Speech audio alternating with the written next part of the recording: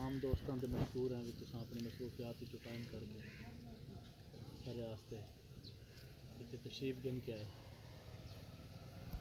आज सारे दरम्यान जनाब डॉक्टर मुख्तार अहमद मलिक साहब एडिशनल डायरेक्टर लाइफ स्टाइल बखर तशरीफ फरमा हैं।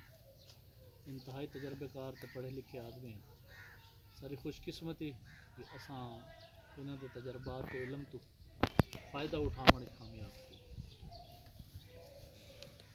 अज असां थोड़े कोल पहले जेड़े प्रोग्राम के तहत आंदे हसे उससे थोड़ा जिहा मुख्तलिफ आया है। पहले तो सिर्फ यह है भी सारे प्रोग्राम में शामिल होता है कि कोई जानवर बीमार है, कोई मसला मसाइल है उसनों हल करा, या सारी टीम आंदी हैं हिफाजती टीके लावन। अज असां थोड़े कोल आए हैं कि माल जानवर नूं रखना किवें है, पालना किवें है, वो बीमारियां तो किवें बच सकन, उन्हां दे विच मसले मसाइल ना होण। ठीक है, उन्हीं दे उत्ते रोशनी पावन वास्ते मैं गुजारिश करे अपने नहायत मोहतरम जनाब डॉक्टर मुख्तार अहमद साहब ने सारे तो मवेशी पालन के मुतालिक थोड़ी जी गपशप थोड़ा जहाँ चीज़ें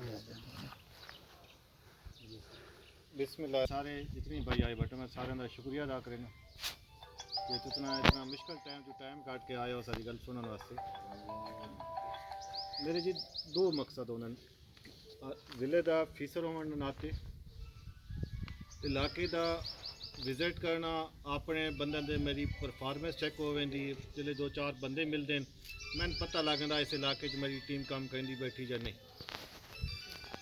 दूसरा इस मौके तो फ़ायदा उठाने वास्ते जोड़े बंदे बैठे होंगे, देखो ना जितना जितने बंदे बैठे हो इस मैं सारे इलाके की सूरत हाल पता लगे। इस वास्ते मैं आता कि 10-15 बंदे बैठे हैं ताकि बंदा उन्होंने गल ही करके उन्होंने हालात जायजे ही गिन। एक काम मेरा ये होए सी। दूसरा ये होंगे कि इसे भी फायदे तो उठा के तो मैं दो चार चीज़ां जड़ियाँ मेरे जिम्मेदार भाई गलतियाँ करने बैठे हैं, अपनी गलतियाँ तो अपना नुकसान करने बैठे हैं। वो अगर तुम बेहतर च करे सो कोई खर्चे वाली गल इतनी कोई नहीं होती, सिर्फ कुछ चीज़ां बेहतर करनियां उन्होंने आखो कि ना डॉक्टरी के हिसाब न करे सो तो फायदा हो। इसने हूँ मैं तुम अज जी गल करे सा वो ये है कि बच्चा जो पैदा होता कट्टा या कट्टी उस तो गिन के मज सूमण तक दोबारा ये जितनी जितनी गलतियां करना जेड़े जेड़े साहब असन ख्याल रखना चाहिए तो साढ़े को वो नहीं आता तो असा नुकसान करना। गल समझे ना प्यो बंदियां दे जिवें है उन्होंने बिल्कुल हिसाब बच्चे का किया वंदा रखा वंदा, लेकिन बदकिस्मती नाल सारे लाइफ स्टाइल दे असा बच्चे वो अहमियत ना देंदे और उस वजह तो नुकसान ही चाहने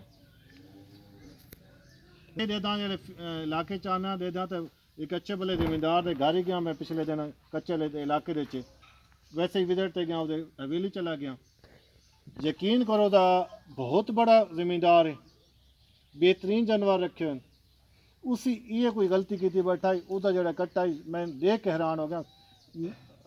मरदा मैं नहाई के 15 दिन हो सी 20-25 किलो का लगता पाया या 30 किलो सी।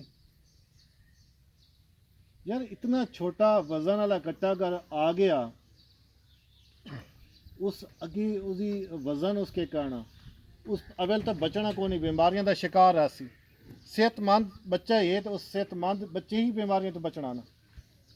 हाँ तो मैं ये दसना पाया कि बच्चा पैदा होता तो सब तो पहले अस त्रै काम बड़े लाजमी समझने। सब तो पहला काम है कि उसका मुँह साफ कर दो, उसका नक साफ कर दो ताकि हवा गिन सके। कुदरती है कि उसकी माँ उन चटेंदी है, गां या माझे बच्चे चटेसी कट्टी कट्टा होती उन चटेसी वो जब नक मुँह साफ थी वैसे। अगर वो नहीं होता पाया तो अपने तौर पर ही कर सकते हो, उन खुश कर दो। उस तो बाद फौरी तौर पर हिसाब करना होंदा कि ये होंदा कि अगर वो साह गिनदा पाया तो ठीक है, अगर साह नहीं गिनदा पाया तो जो पसलियाँ वाली जाए जिन छाती आदि उन थोड़ा जिहा दबाओ फिर छोड़ दो फिर थोड़ा जिहा दबाओ ताकि उसका साह जो बहाल थी वञे। अगर ये न करे सो साह उदा न चला तो हो सकता वो जो बच्चा वो मर सकता।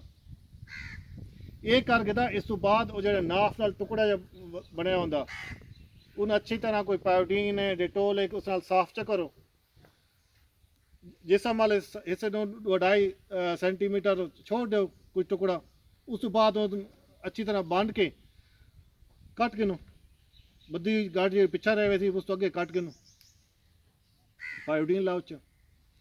ਉਹ ਅਕਸਰ ਦੇਖੋ ਅਗਰ ਇਹ ਕੰਮ ਅਸਾਂ ਨਾ ਕਹਿੰਦੇ ਅਸਾਂ ਕੁਦਰਤੀ ਛੋੜ ਦਿੰਦੇ ਨੇ ਬੰਦੇ ਅਕਸਰ ਔਕਾਤ ਉਹਦਾ ਹੋ ਕੇ ਹੁੰਦਾ ਅਕਸਰ ਦੇ ਦਿਓ ਉਸ ਕੱਟੇ ਜਾਓ ਦੁਨੀ ਦੇ ਉੱਤੇ ਸੋਜ਼ਿਸ਼ ਪਾਣ ਵੇਂਦੀ ਕਈਆਂ ਨੇ ਉਹਦੇ ਕੱਟੇ 'ਚ ਉਹ ਖਿਆਲ ਨਾ ਕੀਤਾ ਤਾਂ ਉਹ ਕੀੜੇ ਤੱਕ ਪੈ ਵੈਂਦੇ। ਇਹ ਸਿਰਫ ਇੱਕ ਛੋਟਾ ਜਿਹਾ ਕੰਮ ਆ ਜਿਹਦੇ 'ਚ ਉਹ ਸਫਾਈ ਕਰਕੇ ਤੋਂ ਕੱਟਣਾ ਆਈ ਉਸ ਬਚ ਵੈਂਦਾ। ਇਸ ਦੇ ਨਾਲ ਜਿਹੜਾ ਸਭ ਤੋਂ ਲਾਜ਼ਮੀ ਹੈ ਜਿੱਥੇ ਵੱਧ ਅਸਾਂ ਆ ਕੇ ਗਲਤੀ ਕਰੇ ਨੇ ਉਹ ਹੈ ਬੋਲੀ।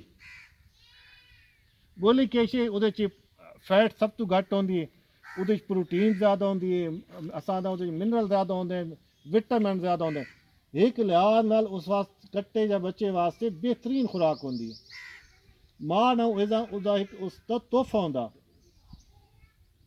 ਉਹਦੇ 'ਚ ਉਹ ਐਂਟੀਬਾਇਓਟਿਕ ਨੇ ਜਿਹੜੇ ਉਸ ਜ਼ਿੰਦਗੀ ਦੀ ਮੁਖਤਲਿਫ ਬਿਮਾਰੀਆਂ ਤੋਂ ਬਚਾ ਸਕਦੀਆਂ। ਲੇਕਿਨ ਸਾਡੀ ਕੀ ਰੂਟੀਨ ਹੈ ਜਿਹੜੇ ਅਕਸਰ ਲੋਕਾਂ ਦੀ ਰੂਟੀਨ ਹੈ ਉਹ ਬੋਲੀ ਕੱਢ ਸੀ ਉਨ ਆਪਣੇ ਅਜ਼ੀਜ਼ਾਂ ਅਕਾਰਬ ਤਕਸੀਮ ਕਹਿੰਦੇ ਬੈਠੇ ਨੇ ਤੋਹਫੇ ਦੇ ਤੌਰ ਤੇ। ਯਾਰ ਉਹ ਬੱਚੇ ਵਾਸਤੇ ਤੋਹਫਾ ਮਾਂ ਦਾ, ਉਹ ਸਾਡੇ ਵਾਸਤੇ ਨਹੀਂ, ਰਿਸ਼ਤੇਦਾਰਾਂ ਵਾਸਤੇ ਨਹੀਂ। ਉਹ ਬੋਲੀ ਜਿਹੜੀ ਹੈ 15 ਤੋਂ 30 ਮਿੰਟ ਦੇ ਅੰਦਰ ਕੋਸ਼ਿਸ਼ ਕਰੋ ਕੱਟੇ ਜਾਂ ਕੱਟੀ ਪਿਲਾਓ, ਲਾਜ਼ਮੀ ਪਿਲਾਉਣੀ ਹੈ। ज़्यादा तो ज़्यादा लेट करे सो तो घंटे तो लेट नहीं करना, जितना वो पी सकता वो पिलाओ।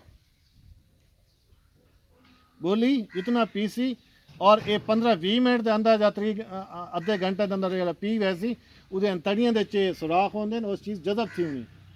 जितना टाइम गुजरता वैसी तड़ियाँ की सुराख बंद होंगे वैसे वो फायदा को ना मिलती जो मिलना चाहिए। बोली का तुहानू पता ਜਿਹੜਾ ਉਹਦਾ ਡਾਸਾ ਜਿਹੇ ਉਹ ਪੀਸੀ ਉਸ ਤੋਂ ਬਾਹਰ ਨਿਕਲਣਾ, ਇੱਕ ਤਾਂ ਉਹਨੂੰ ਹਿਫਾਜ਼ਤ ਦੇਣੀ ਨਾ ਬਿਮਾਰੀਆਂ ਤੋਂ ਬਚਾਉਣਾ, ਦੂਸਰਾ ਇਹ ਉਹਦੇ ਜਿਹੜੇ ਜਿਸਮ ਗੰਦਾ ਜਿਹੜਾ ਹੈ ਗੋਬਰ ਆਖੋ ਚਾਹ ਜੋ ਦੁੱਧ ਵਾਲਾ ਹਿਸਾਬ ਉਹ ਬਾਹਰ ਨਿਕਲਦੀ।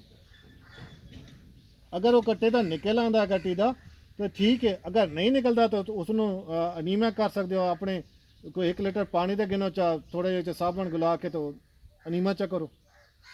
ਉਹ ਕੱਢਣਾ ਲਾਜ਼ਮੀ, ਜਿਤਨੀ ਦੇਰ ਹੋ ਰਹੇ ਵੈਸੀ ਉਸ ਵਾਸਤੇ ਅੰਦਰ ਜ਼ਹਿਰ ਦਾ ਕੰਮ ਕਰੇ ਸੀ, ਉਹ ਬੱਚੇ ਮਰਨ ਪੈ ਜਾਂਦੇ।